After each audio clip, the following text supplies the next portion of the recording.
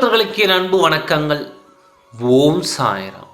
என் அன்பு குழந்தையே, நீ ஆலமரமாக உயர்ந்து நிற்கப் போகின்றாய். அதில் பல பறவைகள் தஞ்சம் அடைந்து உன்னை பரவசத்தில் ஆழ்த்தப் போகின்ற அற்புதம் நடக்கப் போகின்றது. சாயப்பா, உன்னை வணங்காத நாள் இல்லை.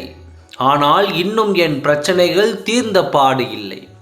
அதற்கு மாறாக நாளுக்கு நாள் அதிகமாகிக் கொண்டே வருகிறது. என்ன செய்வது கூட எனக்கு தெரியவில்லை. சில நேரங்களில் நான் தற்கொலை செய்து கொள்ளலாமா என்ற முடிவுக்கு கூட வந்து விடுகிறேன்.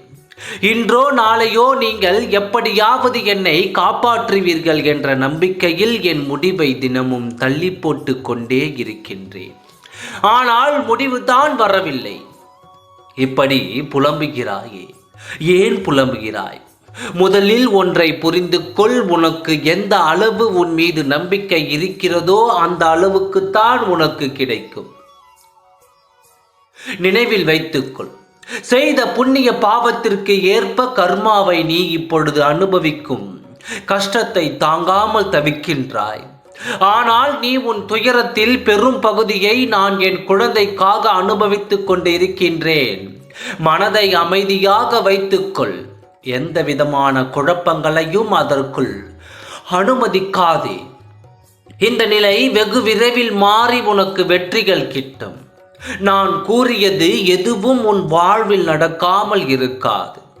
உன் உழைப்பு, உன் அன்பு, உன் மதிப்பு தெரியாத மனித மிருகங்களின் மத்தியில் அகப்பட்டு தவிக்கின்றாய். கவலை வேண்டாம். அங்கும் நான் உன்னோடு தான் இருக்கின்றேன். நீ உன்னுடைய கடமையை செய். நீ உன்னுடைய கடமையில் இருந்து ஒரு பொழுதும் தவறாதே. உன் மனதில் எப்பொழுது குழப்பம் வந்தாலும் நான் உன்னுடன் இருக்கின்றேனே என்று நினை. உன் குழப்பம் அனைத்தும் தீரும் காலம் இதோ வந்துவிட்டது.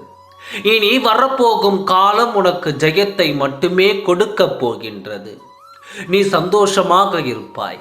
இனி வரும் காலம் எல்லாம் மகிழ்ச்சியாக இருக்கும். உன் குழப்பங்கள் எல்லாம் தீரும்.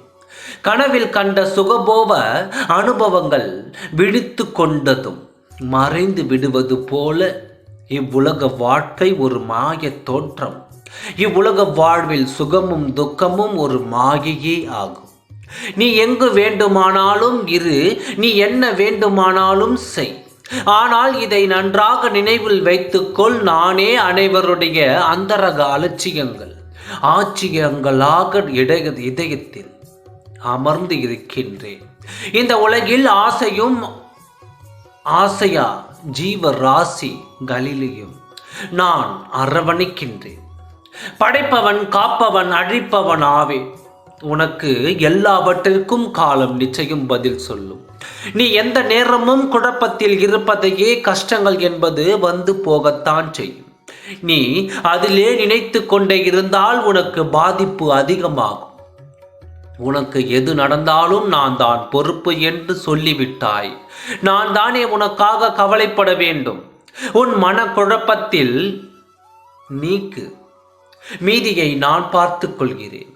ஒரு ஏழை பெண்ணிற்கு மஞ்சள் நிற புடவையை தானமாக கொடு. அவர்கள் உன்னை வாழ்த்தும் பொழுது உன்னுடைய வேண்டுதல், உன்னுடைய ஆசைகள் அனைத்தும் நிறைவேறும்.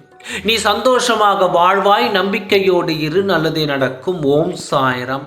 நன்றி, வணக்கம்.